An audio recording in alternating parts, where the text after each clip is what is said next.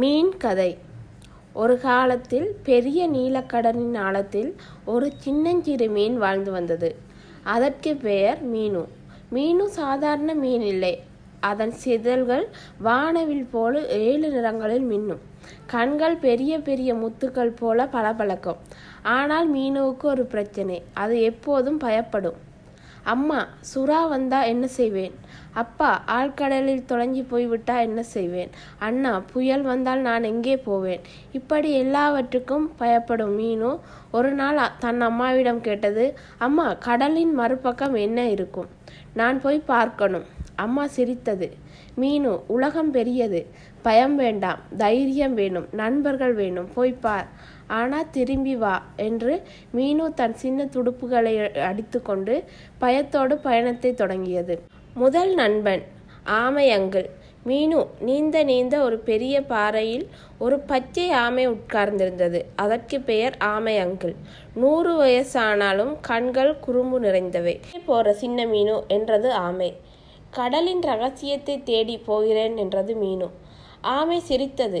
ரகசியம் 1 அல்ல, 1000 இருக்கு. ஆனா தனியா போகாத, என்னோடு வா என்றது ஆமை. மீனு மகிழ்ச்சியில் துடுப்புகளை அடித்து முதல் நண்பன் கிடைத்து விட்டான். இருவரும் நீந்தினார்கள். வழியில் ஒரு பவளப்பாறை தெரிந்தது. அதில் ஒரு சிகப்பு நண்டு நடனம் ஆடிக்கொண்டிருந்தது. அதற்கு பெயர் நண்டு நண்பன். ஏய், யாரு நீங்க என்று கத்தியது நண்டு. நாங்கள் சாகசக்காரங்கள் என்றது மீனு. சாகசமா? அப்ப என்னோடு வாங்க. இங்க ஒரு பழைய கப்பல் இருக்கு, அதுல பொக்கிஷம் இருக்கு என்றது நண்டு. மூவரும் சேர்ந்து பவளப்பாறைக்குள் நுழைந்தார்கள். கப்பல் உடைந்து பாசி மூடியிருந்தது.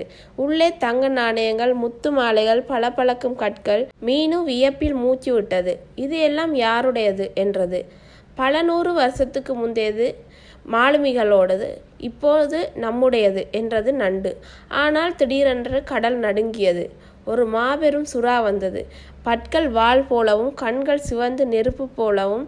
யாரும் இங்கே என் பொக்கிஷங்களை தொடுகிறது என்று கர்ஜித்தது. மீனு நடுங்கியது. ஆமை அங்கிள் மெதுவாக பின்வாங்கியது. நண்டு நண்பன் பவளத்தில் ஒளிந்தது. சுறா நெருங்கியது. மீனு கண்களை மூடிக்கொண்டது.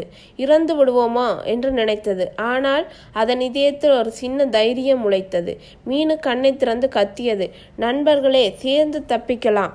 ஆமை அங்கிள் தன் பெரிய ஓட்டை திறந்து மீனுவையும் நண்டையும் உள்ளே மறைத்தது.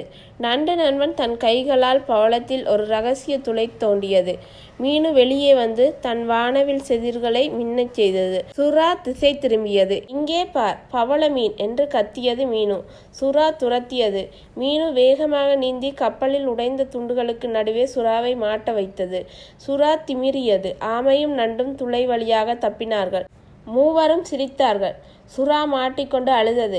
என்னை மன்னித்து விடுங்கள். என்னை விடுவிக்க மாட்டீர்களா? மீனு ஆச்சரியப்பட்டது. நீதான் பயங்கர சுறா. சுறா கண்ணீர் விட்டது. நான் பயங்கரமில்லை, தனிமைதான் என்னை பயங்கரமாக்கும். யாரும் என்னோடு நண்பர்களாக வர்றதில்லை. அதனால் பொக்கிஷத்தை பாதுகாக்கிறேன். இனி நீ தனியாக இல்லை, நாங்கள் உன் நண்பர்கள். சுறாவின் பெயர் சுழி. இனி 4 நண்பர்கள். 4 பொக்கிஷங்களை பகிர்ந்து கொண்டார்கள். மீனு ஒரு முத்து மாலையை எடுத்துக்கொண்டு வீட்டிற்கு வந்தது. அம்மா, அப்பா, அண்ணா எல்லோரும் வியப்பில், மீனு, நீ எப்படி இவ்வளவு தைரியமாய் ஆனாய்? மீனு சிரித்தது.